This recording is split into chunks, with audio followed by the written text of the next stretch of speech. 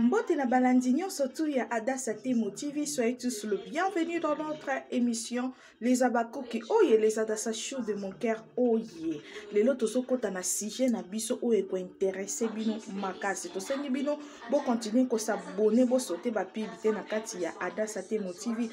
Toko talombango na kati ya sujet na biso ya mukolo ya lelo. Bande konangai ba abakoko et les Adassa Show de partout dans le monde. Les gens n'ont pas sabino analyse ou eza sérieux, analyse ou eza bato mayel. Parce que ngata unayaka na analyse abazobate. Nangina lobanini par là. Grâce Luzolo, c'est pas la première fois où yake ko jouer na katia si la bisalo officiel. Na katia deuxième chaîne na biso les abakoko de SB ou ebimisiko. Auparavant déjà à jouer na kati ya chaîne na biso ya si la bisalo officiel bazala rapena mukanya oyo après grâce à komara bobo bato bazana mémoire bien bagota la film aneza na kati ya si la bisalo officiel par là tongi to lobanie ba comédien na biso si la na belle vie tango bazala kana batu na bango basala ka contraté. Si la salisa mutute ke contrat ke ndenge eza boye yo ko banda ko jouer sur na chaîne mosusu te fo banda ka ko jouer na chaîne nanga ezate muto ya ko se la sila likambwana biso no stokama po même balinda balongwa balobango bozo comprendre même ma et pas maman mu fibi mungwa belle vie asinisia mutute contrat o ezali ke ndenge eza boy grâce Luzolo lokolo za soki produit nanga na yeba te que grâce à la produit à belle vie lokola lelo bino bo monika grâce à eko jouer na kati ya les abakuku de SB lokwa boyebi ki eza ya sila bo lingi bo zwa bo comme ça grâce Luzolo produit na bino biso to ngana yeba grâce Luzolo pas douche kapanga ngana yebi bongo na kamonde bokomi ke o grâce Luzolo aza produit na bino po na nina ke ko jouer na sila pa sila linga te bana ne ba ya ko jouer pa na bino botika ko sala rando bisika rando ezate grâce Luzolo même ye belle film ngaza bongo alekisa ke na ba film belé na kati ya bela production to mona rappel grâce Luzolo azate parce que asignana bango contraté asignana bango elo côté o ezola kisake grâce Luzolo ndenge eza boye yo ko bima lisusu te fozala kaka na bela production lu vunu lukuta yo mutolobi grâce Luzolo aza mwana na yo osinisa e contraté osala elo côté po ani no ganga te tango ba Omar ba ka ko jouer pas si la bisalo olingo monela nde grâce Luzolo botika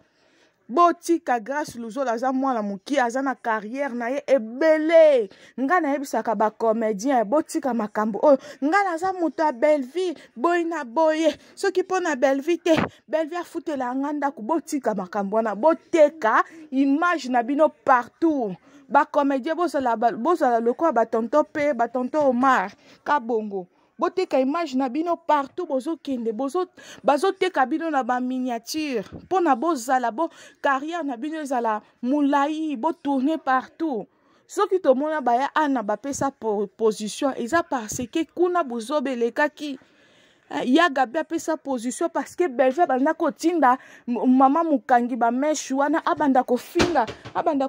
moi ya gabi à tout moment metango baninga bazo finga ma ozo tinda ba finga baninga mais obenga ba na chaîne no ba yate alors botika grâce Luzolo a tourné grâce Luzolo abenga ka Naomi o aza bombo na biso abenga ka Michou o aza bombo na biso bakenda na chaîne grâce Luzolo ba tourna ka ba joua ka kitoko alors problème na bino ezani botika mwana sala na kimia asala musala na ina kimia belle vie au somba grâce te aza yo te yo mutobimisa na théâtre te lo bande ke aza ki plus na yo po banda ko tie na ba tournage mais osina na mwana contrat te alors pekisa ba senzi na yo na ba mbwa na yo batika koloba na CCC po na makambo mwana SB asali na grâce contrat te asigné na ye loko te mais lokola za acteur abengi aya ko jouer na chaîne na ye point barre bo comprendre point barre Ronel a joué déjà pas na kati ya sila bisalu officiel. Point barre. Pour nani Bellevue dinga komona te baninga ba avancer. Ozalaka na Jérémie atango Jérémie avancé. A komi na chaîne na ya lelo a komi na deux chaînes o komele mutema mabe okomo tinda bato ba fingai. Lelo lisusu komo osala ngo pa et pas moi na biso grâce. Ah ya tika ko tika grâce a évolué. Merci Babakouk tozala concentré. Kaka nde na ebisaki bino les Abakouk de mon cœur, les Adassa Chou de mon cœur, bo continuer ko s'abonner massivement na kati ya Adassa Temo TV, bo sotelinga ba pibité. Adassa ya kate ko lela, bo salelanga cotisation, bo salelanga boye. Adassa ya kate.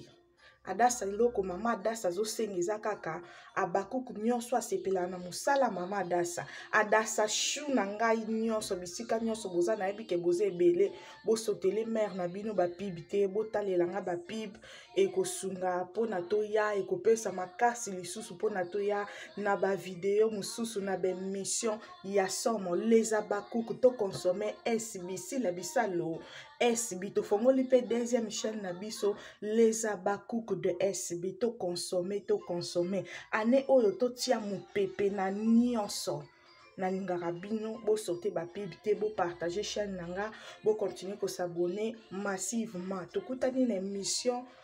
yambala sima bye. Tozala concentré na moni penza qui est deuxième chaîne na biso les Abakouk de SB en tout cas ils ont une évolution ya kitoko félicitations na Babakouk nyonso oh bazotia mo pepe total ki premier